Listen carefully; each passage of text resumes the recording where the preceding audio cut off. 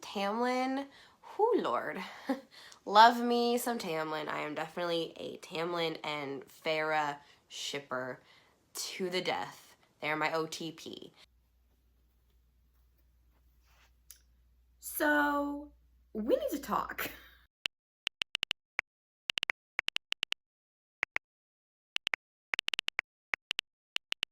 Hello everyone and welcome back to my channel. If you're new here, hi, my name is Haley and you're watching Between the Pages. You can't see it, it's over there.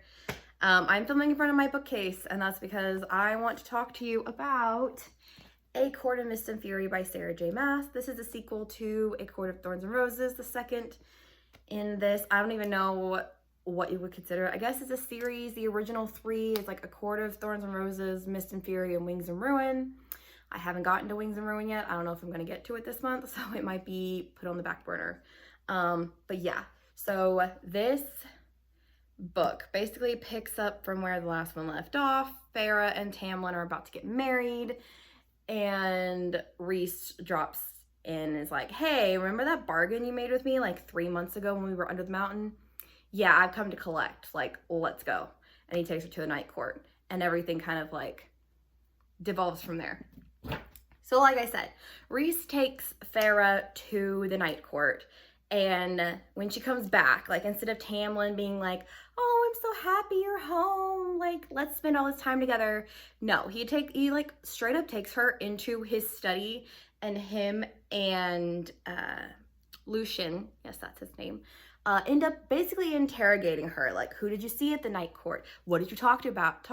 What did Rhys do? And I was like, dude, why are you being so suspicious right now? And there's a reason for that. There is a reason for that. When we get to the night court and we meet Cassian for the first time, I was like, move over, Lucian. Cassian is my new best friend. I'm pretty sure Azriel will be in there, but you don't really get to see a lot of Azriel and his personality, but I freaking love Cassian. Like, we would be best buds if he were a real person. And there's this one part where Rhys mentions, when they're talking about Amren, that he mentions like rips in the fabric of reality and everything. And I was like, I've not read Crescent City, but I do know that at the end of the second one, I can't remember the names, they're all confusing to me, Rhys shows up, or she like Bryson and Hunt, I think, or maybe it's just Bryson, or maybe it's just Hunt. Again, I've not read it. I'm not going to read it. I'm going to audiobook them because I don't want to purchase them because I don't know if I'm going to like them or not. So she like drops through a rip, and Rhys is like, excuse me, who the hell are you and what are you doing here? And so I was like, oh, like I have a theory that Amren is from like the world of Crescent City, but we just don't know that yet. I have no idea what happens in the third book. I'm really curious. I'm waiting for Carrie Can Read or someone else to do like a full like 3-hour, 5-hour video about the third one, so I don't have to read it because I'm not gonna read it. Oh, there is this one point, I forget when, I think it's like they're about to go meet Cassian, Azriel, and Amren for the first time, after Rhys has like rescued her from the spring court. And he like Rhys is like kneeling in front of her and is like, you're my salvation, Farah. And I was like, move over, men. You are proclaiming your love wrong. If you are not on your knees in front of me saying I'm your salvation, I don't want it. I don't want a regular I love you. I want you on your knees in front of me saying I'm your salvation. It's just like, it just hits differently. And then there's also a point, I can't remember if this comes after Rhys like falling to his knees in front of Farah, but at some point she mentions that like the only good thing men are for is being on their knees in front of women. And I was like, girl, same. Like, cannot argue. And again, I forget what part it is, but there's at one point Azriel is mentioning how he would rather dissolve into the shadows than have to socialize. And I was like, dude, same. We're like the same person. Like, that was about the point where I was like, oh, okay, I'm really, really starting to like you now. I can't wait to see more of his relationship with, is it Nesta? No, it's not Nesta. the other one, Elaine. I can't wait to see their relationship, because right now, like Cassian and Nesta's relationship, they're still kind of like enemies to lovers, basically, where she like fucking hates Cassian and is like always insulting him. And I haven't gotten to the part where they, like, it's highly implied that like since Cassian and Azrael have been in the human realm, like talking to her sisters and like guarding them, that at some point Cassian and Nesta like started to have like a thing.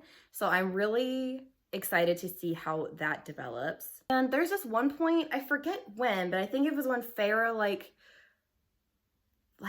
goes into, I think it's the point when she goes into Rhysand's like bedroom and he's got like claws and he has feathered wing, he has bat wings. He does not have feathered wings. Bat wings. Again, I forget what part it was, but I was like, Rhys is giving like major Hal vibes right now, like from Howl's Moving Castle. Just the way that she was describing him and how he was behaving and everything. Like he was like in touch with like his animalistic side instead of like his, human side and everything. And I was like, giving major Hal vibes right now. And I just want to say that like after, I think I was like 75% done with Mist and Fury, and I made bookmarks of the Bat Boys and some of my favorite quotes from Mist and Fury. So I am fully on Team Night Court. And to circle back to what we talked about at the beginning of this very rambly review, that Tamlin is working for the King of Highburn. And I was like, oh, that explains it. That explains why you were so freaking suspicious of Rhys and the Night Court and everything, because you're working with the King of Highburn. And I will say that I am so looking forward to Wings of Ruin, because like Farrah pretends to be under like Rhysand's like control, and they're like pretending that he's like forced her into this bargain, or the bargain is like what's making her attracted to him. And so I was like so confused at first when she was like, oh my God, Tamlin, you're here. Thank you so much for saving me. And I was like, girl, like, what are you talking about?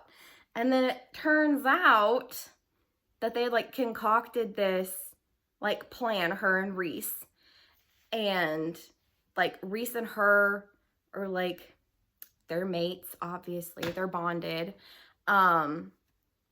So yeah, that's a whole thing that I guess will get unpacked later, because there's like a 12-page monologue of Rhys like saying, like basically recapping his childhood and Court of Thorns and Roses and everything from his point of view and everything, which I appreciated, but I did not need the 12-page info dump, basically.